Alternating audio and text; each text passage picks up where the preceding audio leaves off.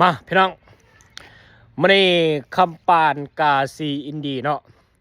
กาสิพาทุกคนมาเบิ่งเฮือนเก่าเฮือนแก่ของเกาหลีใต้คือเก่าพี่น้องเนาะนี่อันนี้ก็ถือว่าอีกมุมหนึงก็จะอนุรักษ์ไว้พี่น้องเนาะให้นักท่องเที่ยวมาเบิ่งพี่น้องวิถีชีวิตการเป็นอยู่ของคนเกาหลีใต้สมัยก่อนพี่น้องว่าเป็นแนวใดพี่น้องเนาะมาเบิ่งนํกันเลยพี่น้องเฮือนเขาเจ้าเป็นแบบใดพี่น้องเอ้ยสมัยก่อนเนาะนี่โอ้เฮือนนี้ก็สวยสดงดงามพี่น้องเนาะประตูนี่ก็เจ้าสิเฮ็ดคือสมัยแบบเขาเคยเบิ่งอยู่ในหนังนะพี่น้องเปิดแบบโอ้ยสุดยอดเลยพี่น้องเอ้าเบิ่งตามขั้นตอนพี่น้องนี่กำแพงคือเก่าพี่น้องกำแพงนี่เขาก็สิก่อด้วยดินคือเก่าพี่น้องนี่เห็นบ่เขาเจ้าเฮ็ดนะอยู่ทางในพี่น้องโอ้ยตามขั้นตอนพี่น้องมาเบิ่งนำกันพี่น้องว่าสิเป็นแนวใดพี่น้องเนาะนี่โอ้ยไม้นี่บอกเลยมีแต่ไม้ที่ว่านี่โอ้มีลายหูลายซองพี่น้องอันนี้เป็นเดินเนาะอะไรก็เป็นเดินพี่น้องนี่เฮือนถ้าว่าแม่นเฮือนบนนอนก็จะเป็นเฮือนหลังตัวนั้นพี่น้องเนาะนี่ก็จะเป็นประตูเขาย่อยๆพี่น้องเนาะนี่ก็จะเป็นห้องรับแขกบ่อย่างต่างๆพี่น้องเนาะนี่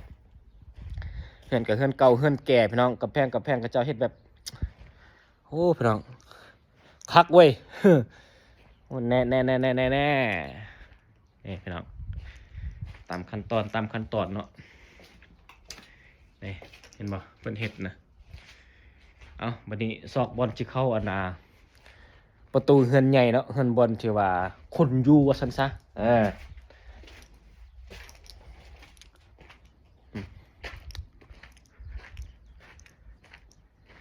อยู่ทางเทิงนี่เขาสิเปิดอยู่บ่เนาะทางเทิงนี่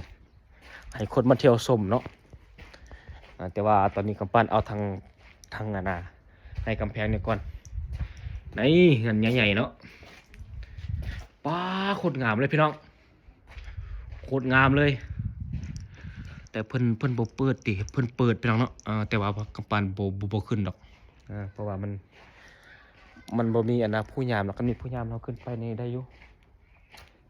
นี่เห็นบ่พี่น้องเฮือนป้าโถไม้นี่บอกเลยว่า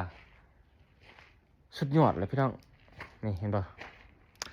ทางนั้นก็จะเป็นกำแพงพี่น้องเนาะเป็นกำแพงพี่น้องกันพระราชวังคนว่าอยู่ในเนาะ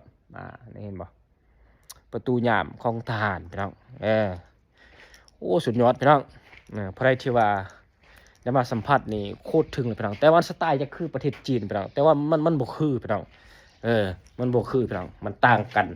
น้อยเดียวพี่น้องแต่ว่าวิธีชีวิตการเป็นอยู่นี่มันต่างกันแต่ว่าลักษณะแบบคือเฮือนกำแพง